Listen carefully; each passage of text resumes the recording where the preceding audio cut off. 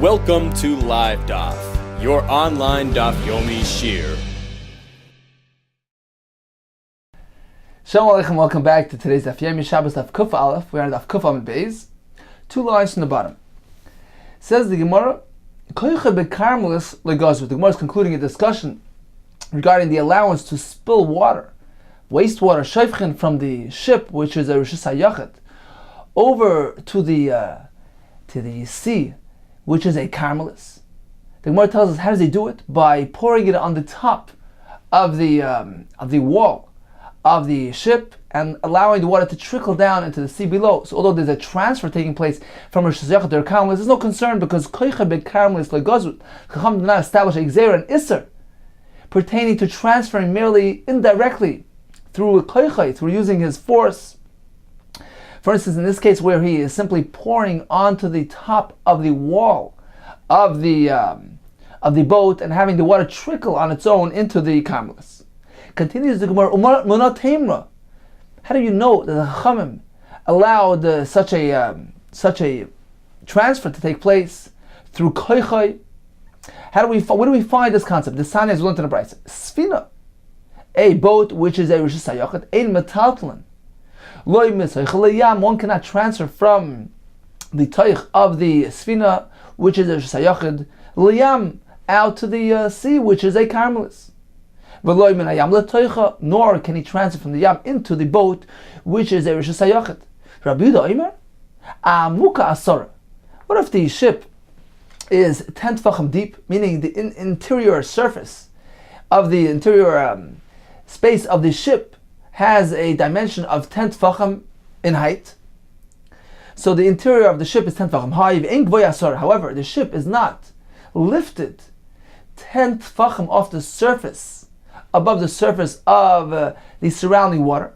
So this boat, the interior has 10 tefachim height. However, the water, say, is right here. The ship is weighing down, is embedded in the water somewhat. And the distance between the water, the surface of the water, to the top of the ship is less than 10 tefachim.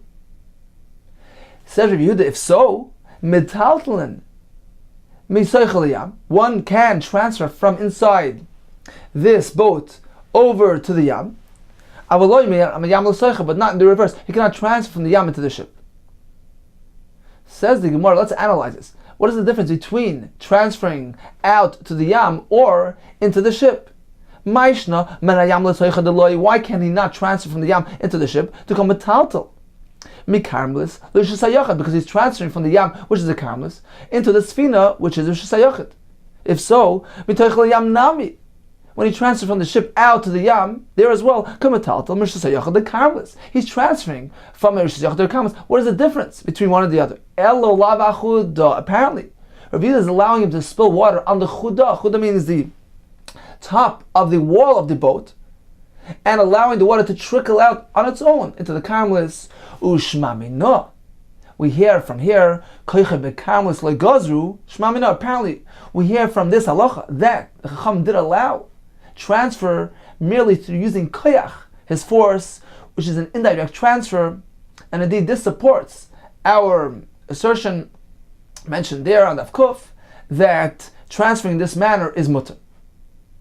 Now, why did Rabbi Yehuda speak specifically about a sfina which is 10 deep and not lifted 10 off the surface? Let's see Rashi inside. Rashi on top of the Amud, beginning with the word amuka.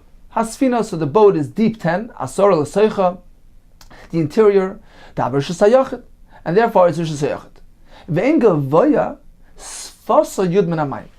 So the safa, the rim of the boat is not lifted 10 tefachim off the surface. Kigoyin, for instance, shem shokas b'mayim b'kavit masa, it is somewhat embedded in the water as a result of its weight. So he can transfer from the ship out to the yam by way of its walls. For instance, wastewater. As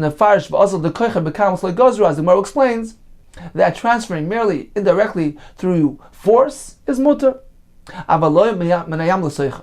But not from the yam into the boat. That wouldn't be practical.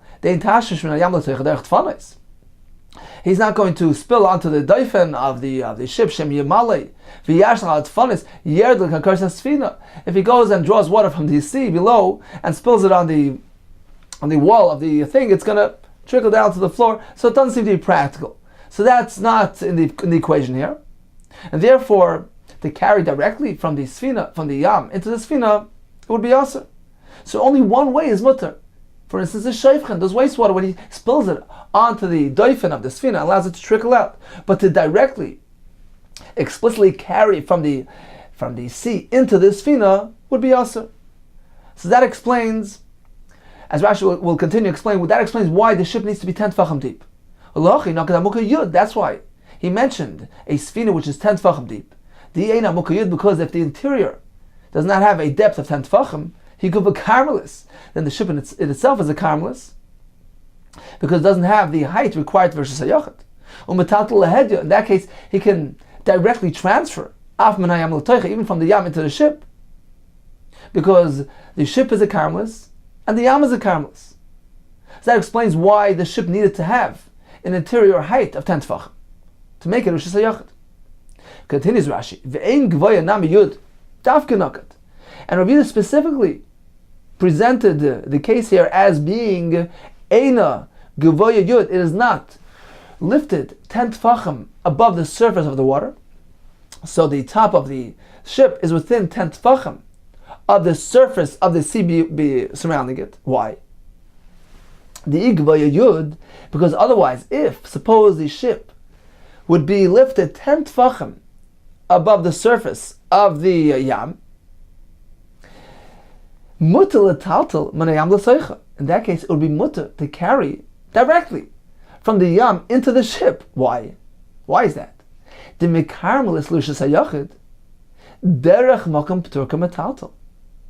Because if you transfer something from the surface of the sea above the walls of this ship into the ship itself, what's happening?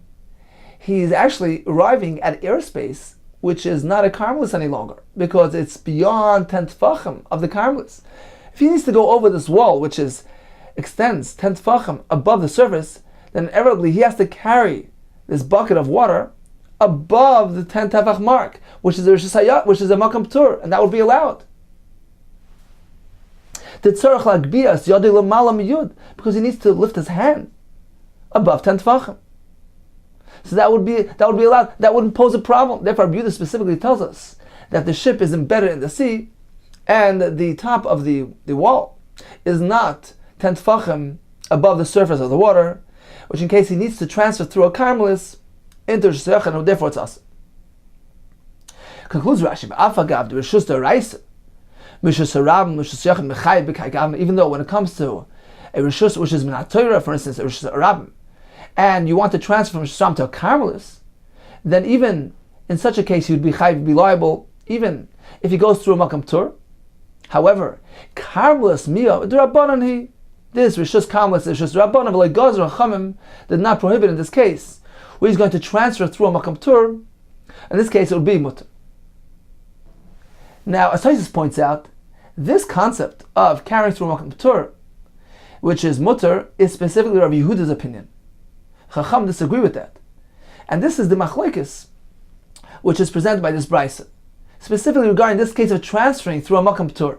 However, says Taisus, the general concept that transferring transferring merely by using koyach, there's no issa there, that is accepted upon all. That is not a point of contention between Rabbi Yehuda and the Chacham. Thereby, there is a solid support to this concept from this brisa, which is, this concept is supported and held by all shittas, that koycha bekarmelis lagazru, for instance, transferring the wastewater by way of pouring it on top of the doifen of the sfina, allowing it to trickle into the yam, that would be mutter according to all shittas. Continues the Gemara, Amar Rav Huna, Hani bits asa the Meishan, these small boats from the place called Meishan, a metalton behen elabarba. One cannot carry within these boats. They are regarded as a carmelis, so you can only carry within 4 ames. Why is that? Aren't they surrounded with mechitzes? Explains Rashi. So Rashi here is 19 lines from the top, beginning with the word Bitzasa. Says Rashi, Sfinas ktanes uktsores, small boats, uktsores milamata ad kechude shel saken. They narrow on bottom like the tip of a knife. Shekarin kvaiti, like these canoes. So it's a sort of a V-shaped boat, where on top it is wide 4 tfachim, say, but on bottom it narrows to the point that there's no 4 tfachim surface on the bottom. Ein metalten besoichan to lavish sayachid ninu. They are not treated as a Rosh Hashanah. Why? She'ein berach v'nabam l'mata. Because at the bottom point, they are not 4 tefachim wide. Lefichach ein mechitzes and mechitzes. Their mechitzes are not regarded as mechitzes because they're not enclosing a surface of 4 tefachim. So once again, although on top they have a width of 4 tefachim, since they narrow to the point that on bottom they don't have a width of 4 tefachim, these mechitzes are not functional. And therefore it has the din of a carmelis. It's like a place without mechitzes. Let's see the Gemara inside. Continues the Gemara. This is only a concern, this is only said Ella, that the ship does not widen to a width of 4 tefachim within 3 tefachim of the bottom. Because if that would happen, then we know 3 tefachim is loved, it is disregarded, and we can view as though the surface, the bottom of the ship begins at that point. So in that case, there wouldn't be a concern. That within 3 tefachim to the ground there is no 4 width. It's still narrow, even at the point of 3 tefachim from the surface, from the bottom. But if within 3 tefachim to the bottom, the mechitz is wide enough to give you a dimension, a surface, an area of 4 tefachim, in that case, less than, but there's no concern because we regard this point as though it's the bottom of the boat, as though it's the very bottom surface, and we consider the mechitzas to be proper mechitzas because they are encasing an area of 4 tefachim. So once again, if the mechitzas widen to 4 tefachim within 3 tefachim of the bottom, then we can consider that as being the floor of the boat, provided that there is an additional 10 tefachim above that point to the top of the boat. Continues the Gemara, another option, v'malinu kani v'urvani, if you should fill up the bottom of the boat, the narrow point, with kani, reeds, v'urvani, these willow branches, less than but. Here as well, there's no concern because we can ignore that narrow point. He filled it up with something, and he lifted the bottom of the boat, the surface of the boat, to the point where we have the width, the proper width of 4 tefachim, and we view that as the bottommost point of the boat, and the mechitzas are certainly enclosing a surface of 4 tefachim. Once again, we need that the mechitzas should extend an extra 10 tefachim beyond that point, beyond that floor, to create a Rosh Hashanah. But otherwise, one cannot carry in this boat. Maske floor of Nachman. Rav Nachman challenged this. Why don't you apply the halacha l'Moshe Sinai of good achas mechitzasa? Good means pull. Good achas, extend downward the mechitzas. So although at the bottom point they are too narrow, but since at the top they are just fine and perfect, they are enclosing an area of 4 tefachim, let's drag them down. Let's visualize as if the mechitzah is extending downward in a straight line from both sides of the boat. And indeed, we have mechitzas on bottom as well, which are proper mechitzas, which are enclosing an area of 4 tefachim.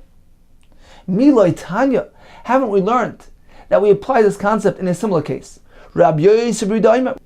If one plants a pole, a narrow pole in Rosh Hashanah, and on top of this pole is positioned a traskel, a basket. So he has this narrow pole, which does not have a dimension of Rosh Hashanah. It's not 4 by 4 tefachim. On top of this pole is situated a basket, which has the proper dimension, the proper surface area of 4 tefachim by 4 tefachim. However, the mechitzas of this basket are short. They're not 10 tefachim in height. Says Rav Yosef or Yehuda, v'zorak v'nochal gabav chayiv. If he's standing in Rosh Hashanah and he throws a chayfetz on top of this basket, he's chayiv. Now, although the basket doesn't really have the proper mechitzas, it doesn't have mechitzas which are gavoya yud. So why is the basket Rosh Hashanah? Alma amrin, apparently we say good achas mechitzasa. that we pull those mechitzas of the utraskel downward. The mechitzas are visualized as if they're extending downward, and they create mechitzas of yud tfachim, which results in the top of the basket being Rosh Hashanah.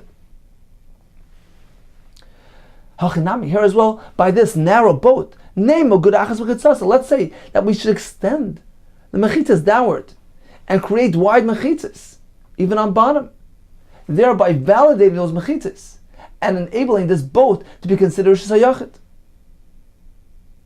Says the Gemara, Maskevler Rav Yosef. Rav Yosef challenged this. V'lo yishmielu, have they not heard? Lahad Amar Vidam Arav. Some say that it was Reb Chia, Mishum Reb Chia, in the name of Reb Chia. V'tani Allah. There's actually an amendment on that brisa of Rav Yosef Yehuda's basket case. V'chachamim paichim. The Chacham disagree. They hold that if one throws an object onto this basket, he's potter, because they don't apply the concept of good achas v'chitzasa. So yes, granted, Rav Yosef Yehuda maintains good achas in such a case, but Rav Chacham disagree.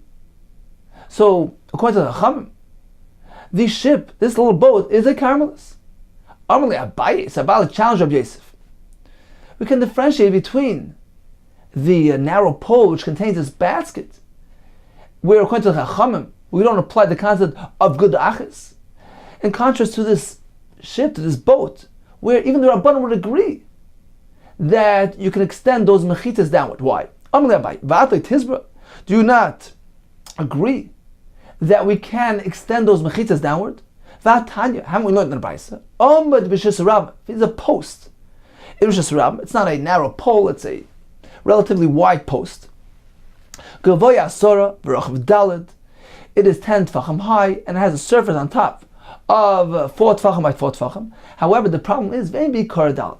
On the bottom, there is no width of 4 tfachim. So it's a bit narrow on bottom. Let's say it's 3 tfachim wide on bottom, and then it widens till it gets to 4 tfachim.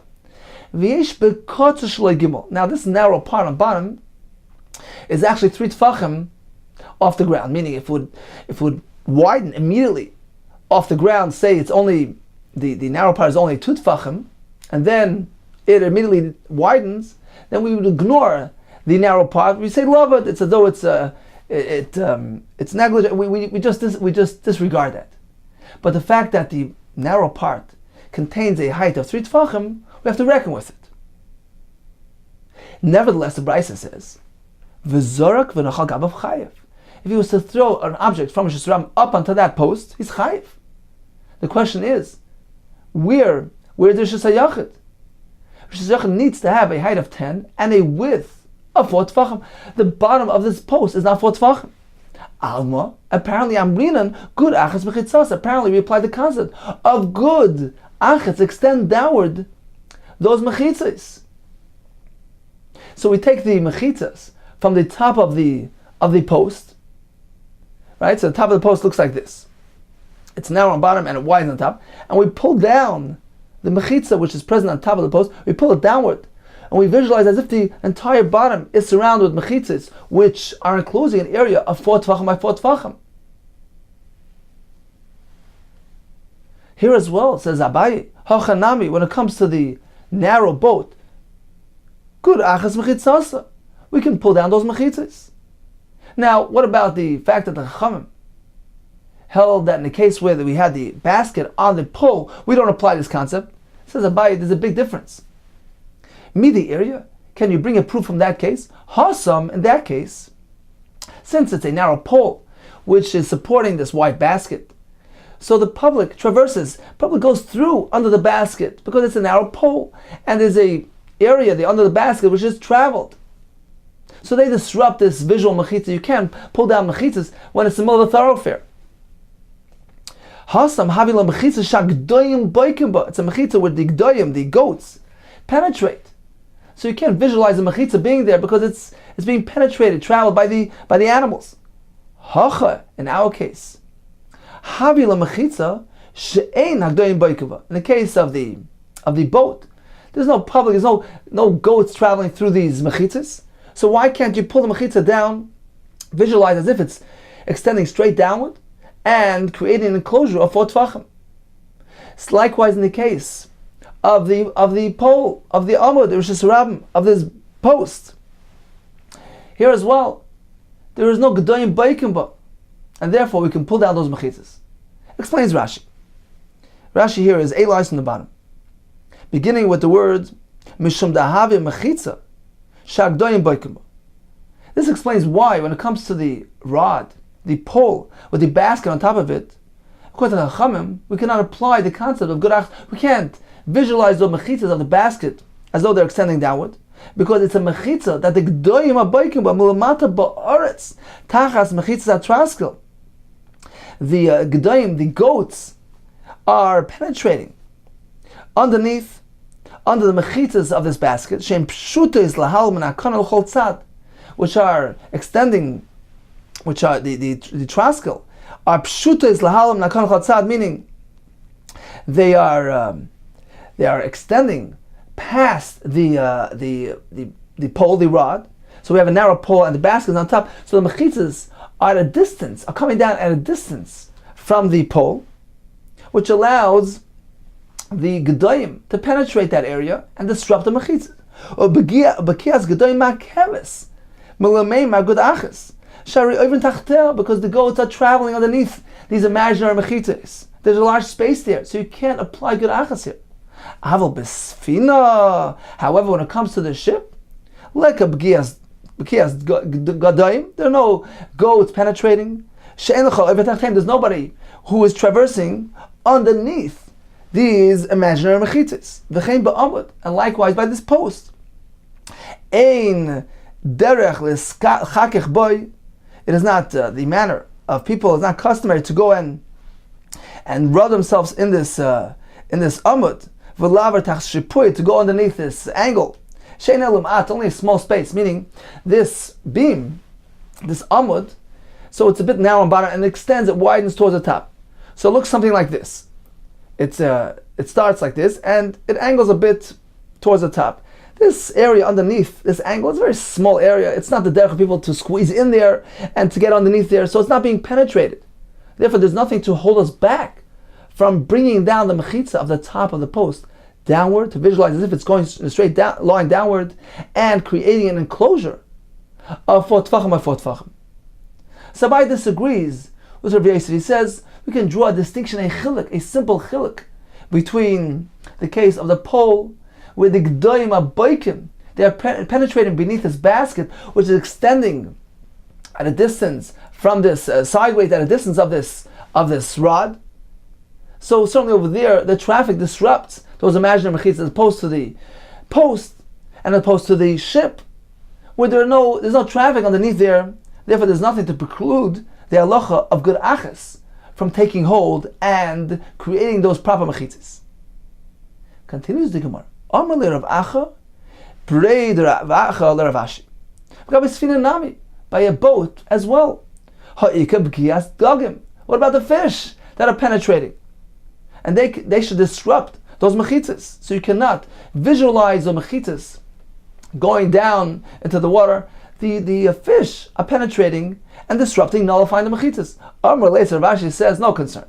B'kiyas dagim lo yishmei b'kiyah. Fish penetrating are not reckoned with. Says Rashi, this is 3 lines from the bottom. B'kiyas dagim lo yishmei b'kiyah. The fish ain't near and they're not visible to us. Therefore, they don't nullify the mechitzas. Umunat Temra. How do you know to say such a concept that dagim don't disrupt mechitzas? The boy mine Rav Tavla mirav. Rav Tavla asked the following question of Rav. Mechitza tluya. What about a suspended mechitza? Mao shetata b'chover. We have a ruins, a home which collapsed, and there's a mechitza which is suspended midair. So you have a mechitza on top, which is not reaching the floor below. Can that serve as a mechitza? We know, generally speaking, a mechitza is meant to enclose an area and a surface, meant to be connected down to the surface below. So a mechitza which is suspended mid-air, does that work? But Amalei told him, no, ein mechitza tluya materis. A suspended mechitza cannot affect heter, cannot work, cannot be effective, el b'mayim, only when it comes to a partition which is made above water.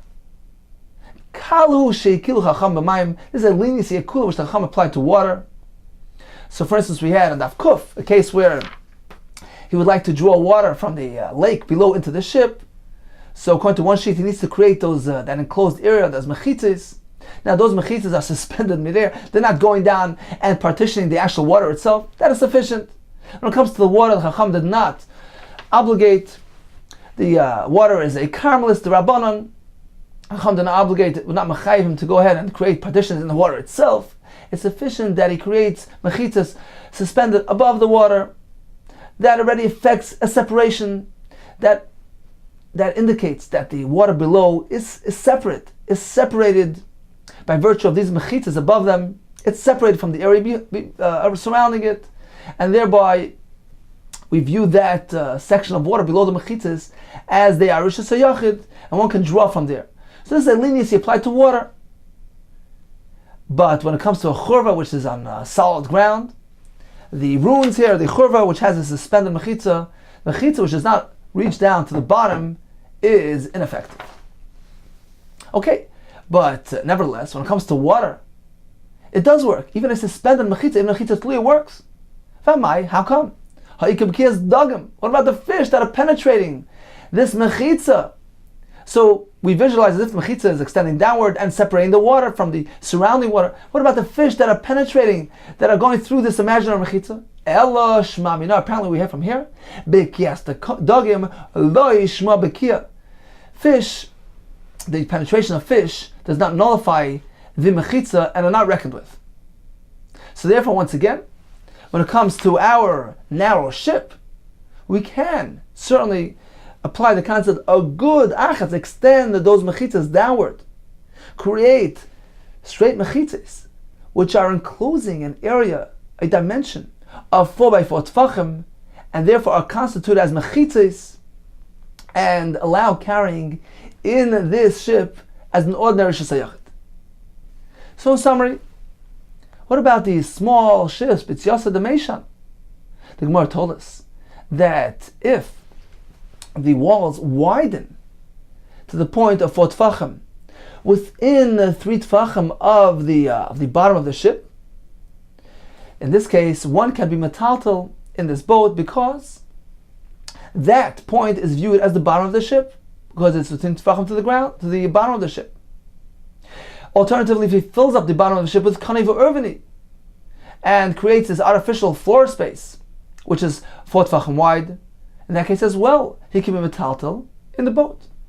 What about if none of these are applicable, and the top of the boat indeed has an area of 4 tfachim, but the bottom doesn't? Now we have a machlekes. Rav Huna maintains one cannot carry in this boat. We cannot apply good achas here because the fish are penetrating. According to Abaye, one can be metaltal on the ship because we view those mechitzas as though they extend straight downward. Good achas mechitzasa. What about the fish? We don't reckon with the fish. They're not visible. Bekias dogim. Lo yishmei bekia. Now, we had a discussion regarding when to apply good achas, when not to apply good achas. Let's just round up different cases. So we had a case of a kana b'shesarabim, a pole with a traskel, a basket, positioned on top of it. In this case, we have machlekes. Rabbi Rita says we can view those mechitzas of the basket as though they're extending straight downward, and the top of the traskel contains a proper dimension of rishus hayachid. It is 4 by 4 tfachim, and it has those mechitzas, those proper mechitzas, because of good achas. They have mechitzas which are gavayot. According to Rabbanan, we don't apply good achas here. The Gemara explained, Bai explained, because the bekias rabbim, the public, specifically those goats, which are traversing beneath this basket, they disrupt those imaginary mechitzas, and therefore we cannot have mechitzas extending down to the floor, and the basket therefore is not regarded as shayachah because it doesn't have mechitzas which are 10 tfachim high. What about in the case of an amad rishus rabbim, a post which is now on bottom and widens towards the top? All agree that good achas will apply, and the top of the post is considered to be rishus hayachid. What about those small boats, the b'tziasa the meishan? Do we apply good achas? As we just said, we have a machlekes. Whether we apply good achas, thereby creating mechitzes, which are 4 tfachim by 4 tfachim, or, according to the other shita, we can't apply good achas here because the dogim are disrupting. They're disrupting the imaginary mechitzes. So we're left with very narrow mechitzes on bottom, and therefore the boat is a karmelis and not a rishus hayachid. Continues the Gemara. The Mishnah said, Sfina is kshrois, zubazu, we have the boats which are tied to each other. The Mishnah told us, metalton mazulazu. As a result of the fact that they're tied together, one can carry from one to the other. Now, this seems to be a very simple halacha. Pshita. Obviously, why not? Why can't you carry from one to the other? They're both Rosh Hashanah, Amar Rabba Nitzracha. The chiddush of the Mishnah is to teach us the following case. Elalahatir beitzis shebeneim. We're speaking about that in between these ships that are tied to each other, there's a small ship. It beitzis. Rashi says it's like similar to the B'tziasa de Meshan, this mini boat that we discussed earlier. And this little boat is not actually tied. It's wedged between these two large ships. The Mishnah will teach us that one can carry from the large ships in through the small ship, even though it's not really tied. We're not concerned that it's going to float away and he's going to end up carrying through the airspace, which is created by the little ship floating away. There's no concern. We are sure that the ship will stay there, stay in place, and therefore the Mishnah tells us one can carry from the two large ships with this basis which is wedged between them, even though it's not tied to the ships. Amalei Rav Safra. So Rav Safra responded to Rav Moshe. So Rashi says Moshe means Rabbeinu b'dorer ki Moshe b'dorer. It's a term. It's an endearing term. You're like Moshe Rabbeinu in his generation. You're a great Talmud Chacham. Shaveh ka'amris. Are you saying, well, is this true? Can that be that this is the proper interpretation of the Mishnah? To allow carrying through this small boat, the Mishnah says we can carry from one large boat to the other. There's no discussion of a mini boat wedged between them. Elamar of Safra. This is the pshat in the Mishnah. Lo nitzracha. The halacha of the Mishnah is coming to teach us a halacha is only needed for the following case. The Mishnah tells us that even if the two ships belong to two owners, although they're both Rosh Hashanah, but midrabanan one cannot transfer a chayfetz from a Rosh Hashanah owned by Reuven to a Rosh Hashanah owned by Shimon. He needs to make an erev chatzeres to combine the ownership, so to speak. That's it. It's a drabanan. The Mishnah tells us when these ships are tied together, that enables them to make that erev chatzeres, to combine ownership, so to speak, to allow transfer from one Rosh Hashanah to the other. Lo nitzrucha ela la'arev ol taltal mizulazu. Ukadesani, as we learned in the Brayse, Sfina is true, zubazu, boats which are tied to each other. Arevenu metaltal mizulazu. One can make an erev and, as a result of the erev, transfer a chayfetz from one Sfina to the other. What about nifsiku? If they got detached, nesru, then they become asur. One can no longer carry from one to the other, so even though they're perhaps very close to each other. Rashi says the erev becomes nullified temporarily because they're about to be separated from each other.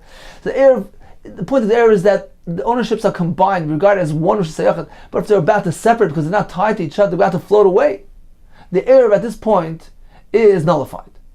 Says the Brayse, Chazor v'nikshru. What if even on Shabbos itself they became retied and attached to each other, regardless of the circumstance? Bein shoygigin, whether it was done inadvertently, they did it b'shoygig. Bein mizid, they did it intentionally, even though it's an isser. One may not tie on Shabbos.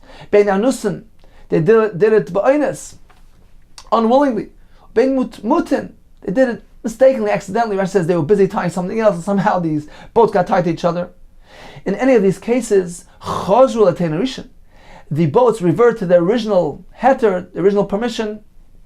The erev reactivates itself since they're tied to each other, and they can transfer from one to the other. The mats which are set up, which are spread out in the Rosh Hashanah, and in these mats, some people are residing within cubicles, separated by cubicles. Since right now they're inside this enclosure, these mats, so it is considered to be a shayachet. And indeed, these various individuals residing within these separate cubicles, they can make an erev with each other, which will allow them to transfer from each other. But nigalu, what about these machzalis, these mats, which are creating the mechitza, the enclosure around these individuals, separating from the Rishus Rabbim, these mats are actually making the Rishus HaYachid. What if they got rolled up, meaning they got removed? Nasru. Then the people inside can no longer transfer from one cubicle to the other because they're sitting in the Rishus Rabbim. One cannot make Erev Chatzeit Rishus Rabbim. What about Chazur v'nifresu? What about these mats surrounding them were laid out again, or spread out again, which is Asr? So in Torah, one cannot make a mechitza, which is a mechitza kavua, an established mechitza. Midrabban, even a mechitza aray, temporary mechitza is Asr. If it is going to make a heter, if it's trying to, you're trying to effect a heter, for instance, in this case where you're trying to fashion a heter tiltal and allowance to carry, you're making a shesayach through this mechitza, it doesn't affect the halacha. Chazur and nifrasu, even if on Shabbos itself, these mats were spread out again, thus creating an enclosure or shesayach, ben shoygig ben mezidin, whether they did it inadvertently or intentionally, ben anusin, it was done ba'inus, against their will, ubein mutan, they did it accidentally, chazur atenarishan. So the individuals inside these mats revert back to the original permission, and even though it happened on Shabbos, they can still carry within this enclosure. The Bryce concludes, Shekol mechitza shenasa b'Shabbos, any mechitza which was formed on Shabbos, ben b'shoigeg, ben b'mezid, shma mechitza. It's regarded as a mechitza. So in our case of these ships as well, even though they were tied on Shabbos through an Isser, one can carry from one to the other because the Erev was reactivated and they can carry from one to the other. So that's the discussion of our Mishnah. We have two boats which are tied to each other and are combined through an Erev Chatzeros. The two owners of the two ships have created that Erev Chatzeros to combine their ownership, so to speak, and therefore they are allowed to carry from one to the other. Continues the Gemara. Eini, is that the case? That a mechitza which was erected on Shabbos is considered to be a full-fledged mechitza? V'amar of Nachman. Did Rav Nachman say, Lo yishanu ela lizrek? Lo yishanu, we only learned this concept that erecting mechitza on Shabbos is considered to be a proper mechitza ela lizrek, only when it pertains to throwing within it. So if one is standing outside this mechitza in Rishus Rabbim and throws a chayfetz inside this enclosure, he has done a malacha, because minat Torah, this mechitza which was erected on Shabbos has a full-fledged din mechitza. Aval l'tatal aser, but to carry within this enclosure it's aser. The Rabbanan, they applied a knas, a penalty, to prohibit carrying within this enclosure which was erected on Shabbos. So how could the Brisa say that a mechitza, these mats which were spread out on Shabbos, allow carrying within them? Says the Ki itma de Rav Nachman. This halacha of Rav Nachman was only said amazid itma. We only learned it regarding mazid, meaning if one intentionally builds this mechitza on Shabbos, in that case a chacham applied an isser, and this allowed carrying within this enclosure. And indeed the Brisa is not disagreeing with that. When the Brisa tells us that one can carry within this enclosure, it is specifically speaking about shoygeg or mut'eh, accidentally done, or anus, was done unwillingly. When the Brisa mentions mazid, that is not pertaining to the heter of imatalto within this mechitza. It is only pertaining to the conclusion of the Brisa, which says that a mechitza erected on Shabbos has the mechitza. So in that regard, even a mazid is a mechitza minat Torah, pertaining to throwing within it. But when it comes to carrying within the mechitza, it will only apply to the other cases in exclusion of mazid. Now, as Taisus points out, when it comes to the case of the sfinos, those ships mentioned in our Mishnah which are tied to each other, in that case, even if they become retied on Shabbos itself, one may still carry from one to the other, even if it was done b'mezid. Why is that, says Taisus? Because in contrast to the case of the mats which were spread on Shabbos and created an enclosure of Rishus HaYachid, you took a Rishus Rabbim and you turned it into Rishus HaYachid on Shabbos. In that case, there's a knas midrabanan not to carry within that. However, those boats, those ships, are considered to be Rishus HaYachid even prior to being tied together. So he didn't actually create a Rishus HaYachid. He merely tied two separate Rishus HaYachid to each other to allow making an Erev to carry from one to the other. In this case, since he didn't actually create a Rishus HaYachid, even if it was done b'mezid, the Chachamim did not apply a knas, and he can carry from one to the other. Continues the Gemara, Amar Shmuel, Ba'afilu kshuros b'chut sarbel. Even if these ships are tied together with a flimsy lace, a chut sarbel, this lace meant to tie the cloak together, that's sufficient. And these boats are considered to be one and connected, and an erev can be done to allow carrying from one to the other. What's the situation here? If this lace has the ability to keep them in place, keep the ships in place, pshita, then self-evident. Why not? If it doesn't have the ability to keep them in place, then why? Why do we reckon with it? If it's something which doesn't have the ability to keep the boats tied together, then it's ineffective. You can't even make an error because they're about to separate from each other. It says, apparently we're speaking about, of course, it had the ability to keep them together. Ushmuel, this statement of Shmuel is la'afuki b'danav sheikasi. He's coming to exclude from something, a requirement that he himself has stated elsewhere. What does the Gemara mean? It's not as willing to the Mishnah Maseches always regarding a sfina, a ship. Kasher b'dav ha'amida, if one ties down the boat with something which has the ability to keep it in place, maybe latuma, then it will bring this object that's tying down the boat will affect tumah, will bring tumah, will import tumah, a very high degree, high level of tumah into the ship, will make the ship tumah and its content as well. But if he uses something which doesn't have the ability to tie down the boat, he's tying it down with something that doesn't really have the ability to tie down properly, maybe latuma, it will not import tumah, a high degree of tumah into this boat.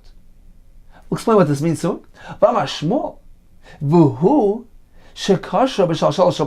Mishnah which tells us that if he ties down the ship, that item used to tie down the ship will import tumah to the ship.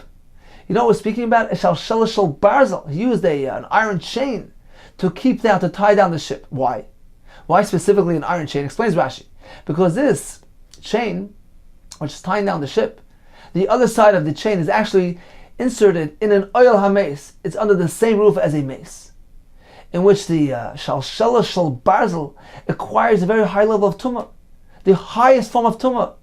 It becomes tumah just as the mace. The mace is an avi avais tumah, a grandfather of tumah. This metal item, metal utensil, will receive that high level of tumah. We know that a kli which is metal comes into contact with a mace, or in the same oil as a mace, it has the same tumah as the mace, it becomes an avi avais tumah, and in turn it can transfer a very high level of tumah to the sfina which it's touching.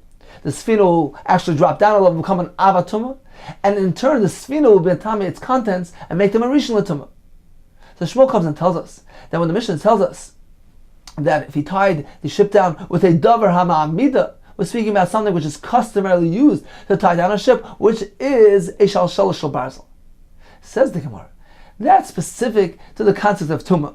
Linear tumah, when it comes to tumah, the pasuk says, "B'chalal cherev." If one comes into contact with a halal, a body killed through a cherev, through a sword, we make a drasha. Cherev, kachalal, the metal sword, has the same din as the body and becomes an aviyavay satumah.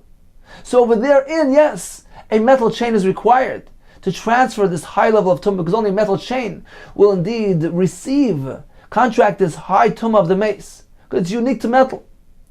So that's specific in that context.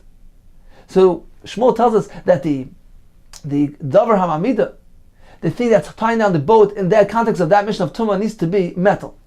But that has no relevance to Shabbos. Avalin in Shabbos, Shmuel comes and tells us that you meant to know that when it comes to Shabbos, it's unrelated. Kivan diyochel hamida, since this thing has the ability to keep these ships in place, keep them together, I think the chut sarbel, even using a flimsy lace, like this chut sarbel, this lace meant to tie down the cloak, that is sufficient, because all we need is that these ships should stay together. That's sufficient to keep them tied together and to enable the eruv to be made from one to the other and enable transferring from one to the other. So in summary, we learned that sfinos that are kshuros, ships that are tied to each other, even using a chut sarbel that connects the two ships together and enables an eruv to be made, ma'arvin or metaltlim zulazu. Now, if they become separated on Shabbos, then the eruv for the time being is invalidated.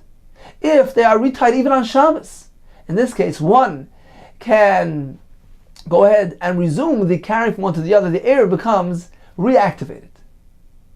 Okay, time for a brief review of today's daf. We began with the concept of koychay bekarmelis, transferring something merely using koyach, indirectly, through force. That is mutter, because the karmelis is only just rabbanon. So for instance, one may spill water on the top of the wall of the sfina and allow it to trickle down into the yam. Koychay bekarmelis legazri.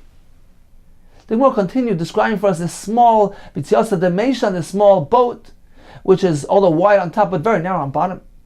The Gemara told us that if within 3 tfachim to the surface, to the bottom of the boat, the walls had already widened and have reached a dimension of 4 tfachim by 4 tfachim, in this case, one can be metaltal in this little boat. Alternatively, if he fills up the bottom with branches and creates a surface of 4 by 4 tfachim, then it's okay. What if he didn't do any of these things? And we have a wide boat on top, but very narrow on bottom. According to Rav Huna, one cannot be metaltal in this boat because the bottom portion of the boat does not have 4 by 4 tfachim, and therefore the mechitzas at that point are not generating a proper enclosure. They need to enclose a surface of 4 tfachim. Therefore, as a din of a karmelis, according to Abaye, one can be metaltal in this ship as well. Why? Because although on bottom they are narrow, but the mechitzas which are wide on top, which have 4 tfachim, are regarded as they are extending a straight line downward. Good achas mechitzas, so we drag down those mechitzas, thereby creating an enclosure even on bottom of 4 by 4 tfachim. Now, the fact that there are fish that are penetrating through these imaginary mechitzas is no concern. Bekias dogim lo yishma bekia, they're not visible to us, therefore they don't disrupt the mechitzas. The Gemara concluded with these ships that are tied to each other. So they belong to 2 people and they're tied to each other, and the Erev was activated. That allows carrying from one to the other. And the Gemara told us that if they become detached, one cannot carry no longer because the Erev has become deactivated. If they become reattached on Shabbos, retied, then one may resume his carrying from one to the other. The Gemara told us that mechitzas, which were erected on Shabbos, are considered to be proper mechitzas min Torah. Now, if it was done b'mezid, then midrabanan one cannot carry within the enclosure of the mechitza that was erected on Shabbos. Now, just getting back at one point regarding the b'tziasa de mishan, these small narrow boats, which Rashi explains to us, the mechitzas are non-existent because at the bottom point they narrow. There's no 4 tfachim of enclosure there, says Tosfos. So why are they considered to be a karmelis?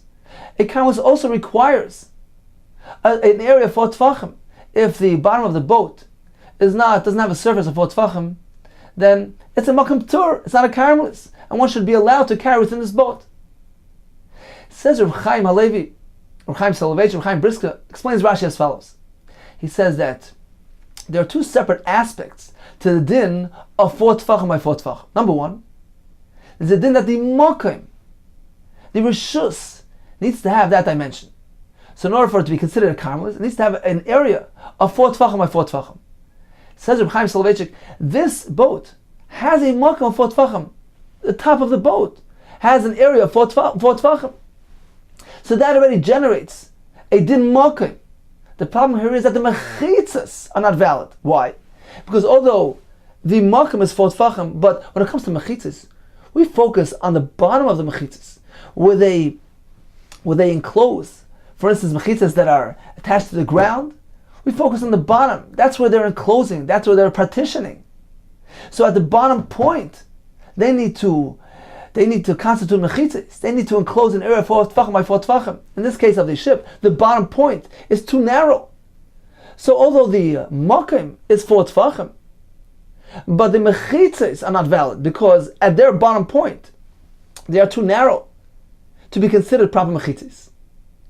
So certainly, this place has dalat tfachim, but since it is a makom dalat tfachim without mechitzas, so it's a karmelis. It has 4 tfachim, so it's a karmelis. But it's a place without mechitzas. So what is the din of a place without mechitzas? A makom arba that doesn't have mechitzas, that's a karmelis. So that explains why I can't carry within this area. Says Reb Chaim as well, good achis would help us. By dragging down those mechitzas, you would create wide mechitzas on bottom. thereby giving those mechitzas a din, a legal din of mechitzas, and therefore the boat which is enclosed by those mechitzas is regarded as Rosh Hashanah. Now Tosfos asked, how can we say Gedachas? How can you drag down those mechitzas? What's Gedachas going to help us? If there's no makam of our boat, the place is too narrow. It's not 4 tefachim. Says Reb Chaim, the makam has 4 tefachim on top.